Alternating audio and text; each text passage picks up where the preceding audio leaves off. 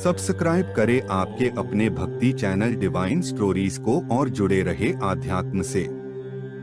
जन्माष्टमी व्रत कथा। भाद्रपद माह के कृष्ण पक्ष की अष्टमी तिथि को जन्माष्टमी यानी कि श्री कृष्ण जन्म की खुशियां मनाई जाती हैं। भक्त मध्यरात्रि में कन्हैया का श्रृंगार करते हैं, उन्हें भोग लगाते हैं और पूजा आराधना करते हैं। इसी के साथ मुरलीधर के जन्म की कथा सुनते हैं। मान्यता है कि श्री कृष्ण जन्म की यह अद्भुत कथा सुनने मात्र से ही समस्त पापों का नाश हो जाता है। साथ ही जातक पर कन्हैया की कृपा बरसती है। जन्माष्टमी व्रत कथा। स्कंद पुराण के मुताबिक द्वापर युग की बात है।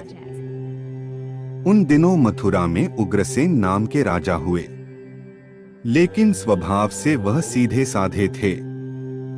यही वजह थी कि उनके पुत्र कंस ने ही उनका राज्य हड़प लिया और स्वयं मथुरा का राजा बन बैठा। कंस की एक बहन थी जिनका नाम था देवकी। कंस उनसे बहुत स्नेह करता था। देवकी का विवाह वसुदेव से तय हुआ तो विवाह संपन्न होने के बाद कंस स्वयं ही रथ हाँकते हुए बहन को ससुराल छोड़ने के लिए रवाना हुआ। स्कंद पुराण के अनुसार जब वह बहन को छोड़ने के लिए जा रहे थे, तभी एक आकाशवाणी हुई कि जिस बहन को वह इतने प्रेम से विदा करने स्वयं ही जा रहा है, उसी बहन का 8वां पुत्र तेरा संहार करेगा।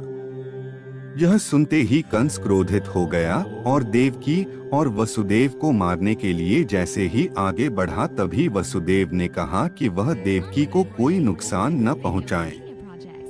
वह स्वयं ही देवकी की 8वीं संतान कंस को सौंप देगा। इसके बाद कंस ने वसुदेव और देवकी को मारने के बजाय कारागार में डाल दिया। कारागार में ही देवकी ने 7 संतानों को जन्म दिया और कंस ने सभी को एक एक करके मार दिया।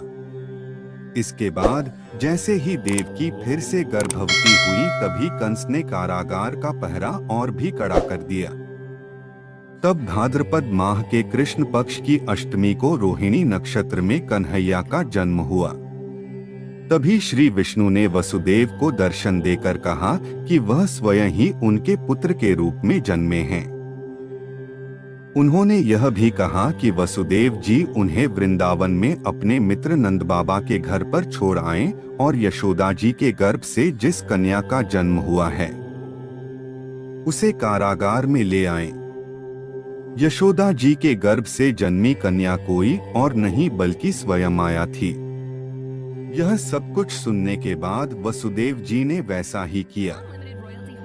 वसुदेव जी ने जैसे ही कन्हैया को अपनी गोद में उठाया, कारागार के ताले खुद ही खुल गए। पहरेदार अपने आप ही नींद के आगोश में आ गए।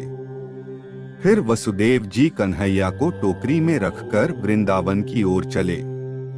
कहते हैं कि उस समय यमुना जी पूरे उफान पर थीं। तब वसुदेव जी महाराज ने टोकरी को सिर पर रखा और यमुना जी को पार करके नंद बाबा के घर पहुँचे।